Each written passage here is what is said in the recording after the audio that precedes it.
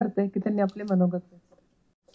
नमस्कार आदरणीय पवार साहेब, माननीय प्रताप पवार साहेब, राजू दादा, बीबी ठोंबरे जी, श्री पाटील, श्री देशमुख, व्यासपीठावरील मान्यवर आणि उपस्थित बंधू भगिनींनो, खरं तर हा कार्यक्रम हा नवीन तंत्रज्ञान 21वे शतक आणि शेती अशा 2 भागात विभागलेला आहे.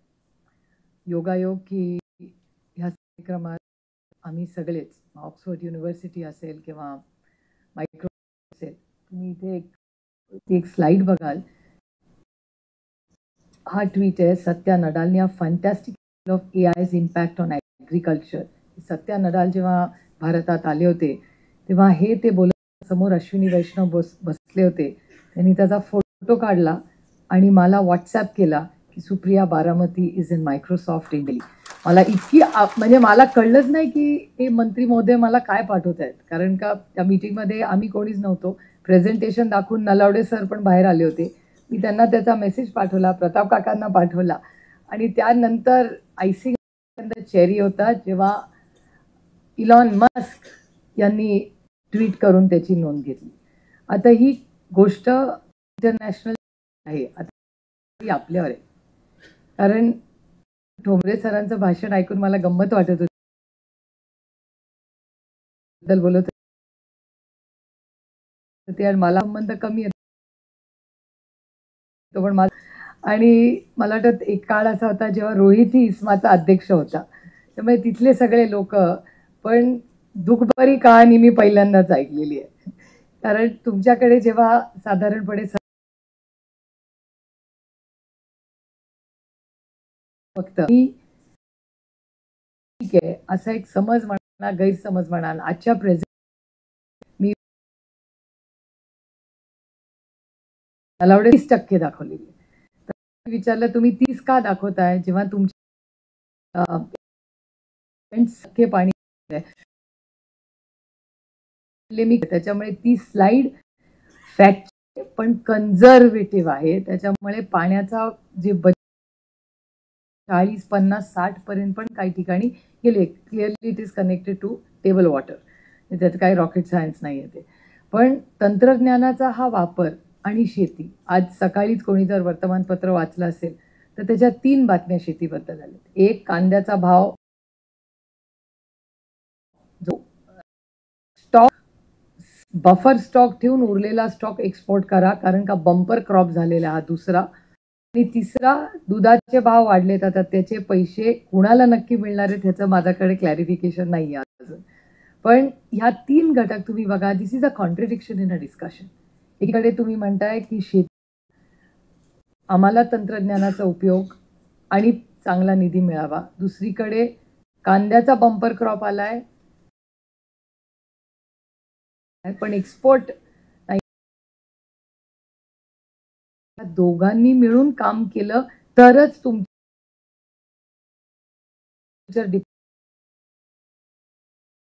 मिनिस्ट्रीची ही इथून पुढे जबाबदारी राहणार आहे. आणि जे टॅरिफ, त्या टॅरिफ त्याच्यामुळे आपण म्हणजे तंत्रज्ञान प्लॅटफॉर्म आणून दिलेलं आहे. इट इज ते करायचं का नाही हे तुमच्या हातात आहे. म्हणून काल देशमुख साहेब काल आवर्जून टीम आली होती, सगळं डिस्ट्रीब्युट राजूदादांनी ही विनंती केली की तंत्रज्ञान तुमच्या समोर, आता त्याचं मल्टिप्लाय कसं करायचं हे आपल्या सगळ्यांच्या हातात आहे. त्यामुळे याचं मल्टिप्लिकेशन मी विचार करत होते की 5 वर्ष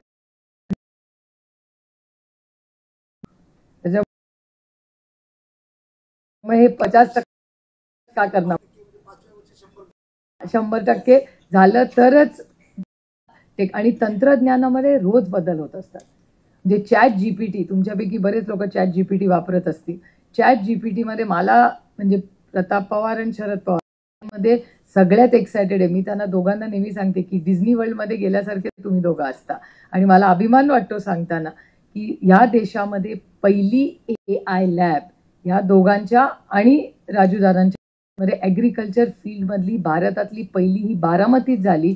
आणि दुसरी आपण जी आपल्या सगळ्यांच्या आशीर्वादाने जी संस्था चालते, विद्याप्रतिष्ठान, त्याच्यात अजित पवार ही काम बघतात, त्यांच्या सगळ्यांच्या मदतीने विद्याप्रतिष्ठान असेल किंवा इथे असेल, तर इथली ही काम करते आणि विद्याप्रतिष्ठान ही सगळी लॅब ओरिएंटेड काम करते. तर परफेक्ट कॉम्बिनेशन, एकीकडे डेटा कलेक्ट होतो, ते तयार होतो आणि दुसरी काही लॅब्स असतात आणि काही टेक्निकल साऊंड. तर इथे सगळं टेक्निकल तुम्हाला मदत मी म्हणाला की आपण बोलला, मला एक मुद्दा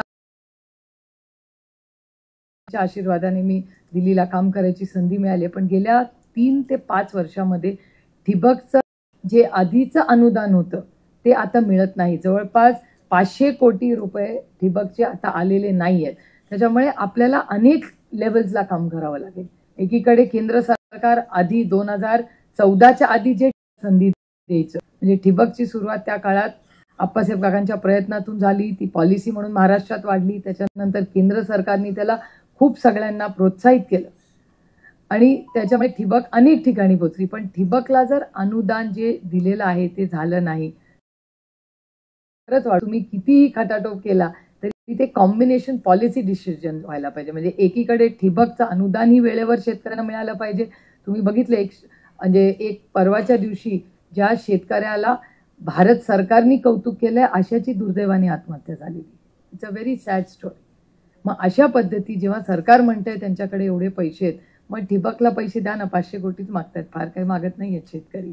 ते एक झालं पाहिजे. त्याच्यानंतर मिनिमम सपोर्ट प्राइस, म्हणजे सोयाबीन असेल, कपास असेल, ह्या दोन्हीमध्ये आज महाराष्ट्र सरकार किंवा भारत आपल्या शेतकऱ्यांना न्याय मिळतोय का? खरंच म्हणजे मी जड अंतःकरणातून म्हणते की हे होत नाही. त्यामुळे इथे तंत्रज्ञानाचा वापर करून तुम्ही इथे कराल, पण दिल्लीमध्ये पॉलिसी लेवलला भारत सरकारला इंटरव्हेन्शन करावेच लागतील. कॉमर्स मिनिस्ट्रीला इंटरव्हेन्शन खूप सिरियसली करावं लागेल. ॲग्रिकल्चर डिपार्टमेंटला ठिबक असेल किंवा इनोव्हेशन मध्ये काम करावं लागेल. महाराष्ट्राची भारतातली एक अतिशय चांगली आहे. आता तिथे काय तंत्रज्ञान आहे त्याचा रेग्युलर अपडेट केंद्र सरकारने घ्यायला लागेल. प्लस तुमची सगळी बिस्मा असेल, व्हॉट एव्हर, म्हणजे वेस्टर्न ईस्टर्न ज्या काही तुमच्या संस्था असतील, ह्या सगळ्यांनी लॉबी, आणि लॉबी करणं हा वाईट शब्द नाही, मी तंबाखूच्या विरोधात लॉबी करते, त्यामुळे लॉबी करून ह्या शेतकऱ्या हा केंद्रबिंदू ठेवून आपल्याला काम करावं लागणार आहे. आणि AI मध्ये तुम्ही केळीचं म्हणाला, माझ्या मतदारसंघातला मी अनुभव सांगते. अनेक वेळा मला इंदापूरमधून वगैरे फोन येतो की जरा वशिला लावा, आम्हाला केळ्याची अजून रोपं पाहिजे. पण तुम्ही म्हणताय ही गोष्ट, आणि AI मध्ये प्रताप काका आणि नलावडे सरांच्या प्रयत्नातून ते काम करतायत. द्राक्षावरही काम चालू आहे. त्याच्यामुळे जसं ऊसाबद्दल चाललंय तसं बाकीच्याही पिकांबद्दल हे चाललंय. त्याच्यामुळे इट्स अ व्हेरी एक्साइटिंग.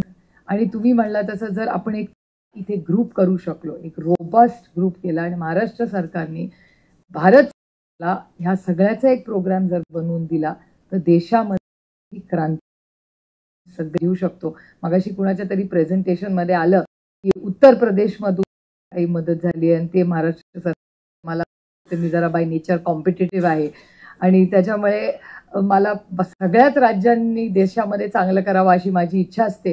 पण त्याच्यात आपला महाराष्ट्र जरा पुढे असला तर मनाला आनंद होतो. आणि इतके वर्ष महाराष्ट्राला देत होता, आता दुसरी राज्य महाराष्ट्राला प्रोग्राम द्यायला लागली. काही त्याच्यात कमीपणा नाही, त्यांचंही कौतुक व्हावं, पण मला मग अस्वस्थता होती की अरे आपण कुठे कमी पडतोय राज्य म्हणून. त्याच्यामुळे ह्या सगळ्या शेतीमध्ये, या सगळ्या तंत्रज्ञानामध्ये आपण सगळ्यांनी, ठोंबरे सर जे आज तुमचं भाषण केलं हे माझ्यासाठी वैयक्तिक अस्वस्थ करणारं होतं. पण मी केंद्र सरकारमध्ये शिवराज सिंग चौहान, पुढच्या आठवड्यात तुम्हाला जर वेळ असेल तर तुम्ही वेळ काढून सगळे आला तर त्यांच्याशीही आपण चर्चा करू. पियुष गोयलजी कॉमर्स मिनिस्ट्री अमेरिकेच्या चक्रा मारतायत आता, त्यामुळे ते अमेरिकेला दुसऱ्या आठवड्यामध्ये, तर ते परत आल्याचीही आपण कॉमर्स मिनिस्ट्री सगळ्या विषयांची चर्चा करू.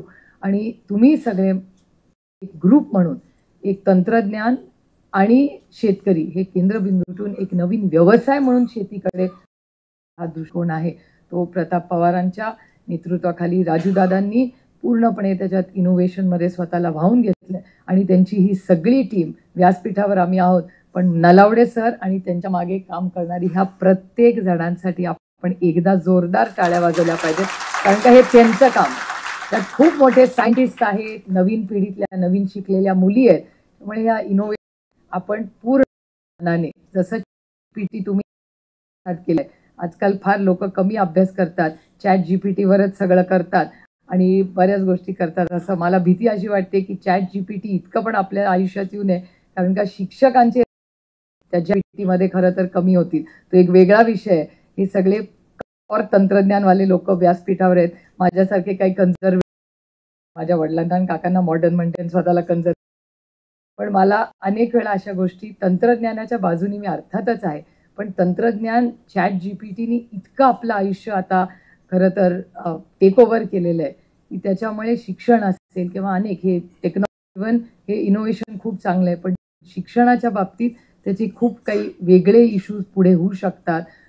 मीडियामध्ये त्या गोष्टी इम्पॅक्ट होऊ शकतात. त्यांच्या आपल्या आयुष्यातलं तुम्ही डिसरप्शन म्हणा किंवा कॉम्प्लिमेंटिंग बदल म्हणा, पण हा बदल आपल्याला सगळ्यांना आवडो ना आवडो हा आत्मसात उपयोग आपण साठी करूया. आणि कृषी विज्ञान केंद्र पुढाकार घेऊन आज हे काम करतंय ही माझ्यासाठी एक खूप गोष्ट आपण पुढे नेऊन आणि देशात शेतकऱ्याला सन्मान जगायची संधी देऊया. आपण आलात, आपल्या मनापासून आपलं स्वागत करून आपली रजा घेते. जय हिंद, जय महाराष्ट्र.